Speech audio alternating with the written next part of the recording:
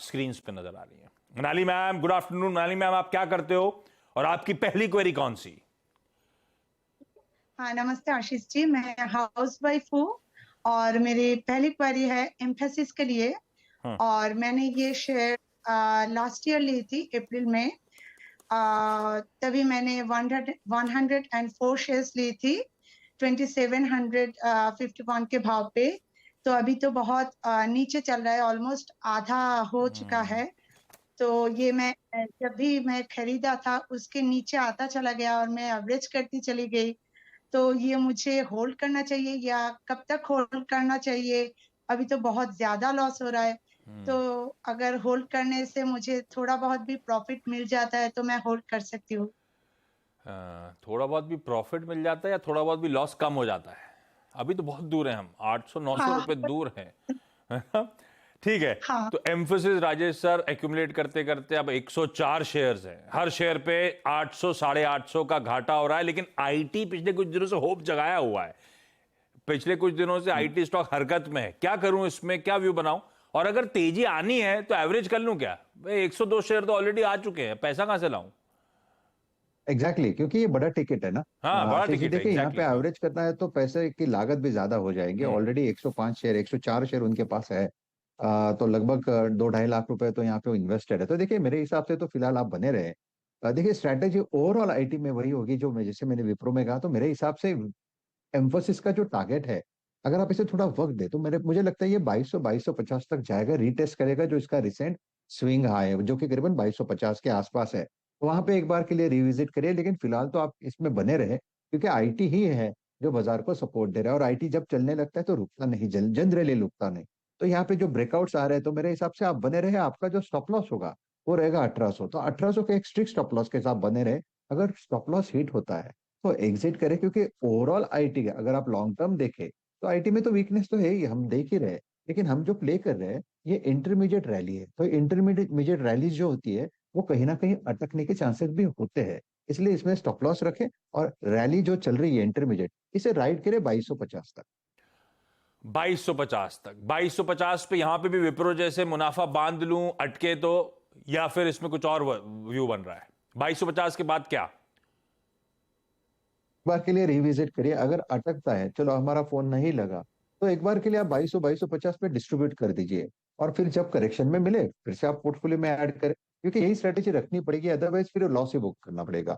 इसलिए तो हम कहते हैं ना कि stop loss is a must. हमारे हाथ में वही है, अपने लॉसेस को मिनिमाइज करना और स्टॉप लॉस लगाना। बहुत 1800 पे स्टॉप लॉस लगाना है मैम हमको, मनाली मैम। इस समय रिकवरी मोड पे है आईटी, तो रीसेंट पीक जो था 2200 2250 उन लेवल्स तक शायद जाता हुआ नजर आए। वहां पे हम रिविजिट करेंगे स्ट्रैटेजी को, लेकिन 1800 का स्टॉप लॉस प्लीज ध्यान से लगाइएगा। पंजाब के जालंधर से इशिका मैम स्क्रीन पर। Ishika ma'am hi, good afternoon. Ishika ma'am, hope hi. आपके पास आईटी के अलावा हाय कुछ और है? सर, यूको बैंक है। हाँ, यूको बैंक। कब लिया था मैम, किस भाव पे लिया था? लिया तो नियर अबाउट नवंबर के आसपास था। हम्म। हम्म। आपका बाइंग प्राइस थर्टी क्या है, पॉइंट क्वांटिटी क्या सेवन है? 1400। हाँ, 1400 शेयर 1400 एवरेज शेयर है, किए किस थे भाव सर। पे? सर एक्चुअली मैंने एवरेज किए थे। हाँ, एवरेज करके इस मेरी समय प्राइस क्या वैसे बैठ रही है? बाय रेट थी 37 रुपीज के आसपास। नहीं तो इस पूरी क्वांटिटी 1400 का एवरेज प्राइस 30-31 रुपए ऐसा पकड़ूं?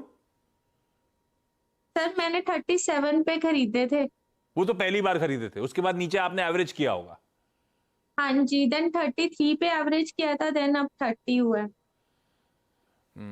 चलो, 1400 शेयर हो चुके हैं। और ये सरकारी बैंक्स, ये वाले छोटे वाले तो थोड़े से पस्ती पड़ गए हैं। शत्रुघ्न साहब क्या करूं, इनके दिन आते हैं तो सबके सब एक साथ बहुत भागते हैं, पर वो दिन दिख नहीं रहे अभी, या सब ठंडा ही पड़ा हुआ है मामला। बिल्कुल बिल्कुल आशीष जी, और देखिए अगर कभी भी आपको पीएसयू बैंकिंग में काम करना है तो हमेशा याद रखिए, मैं क्लाइंट को कह रहा हूँ कि आप हमेशा state bank of India, Canara और बैंक ऑफ बड़ौदा, इस पे ध्यान रखें।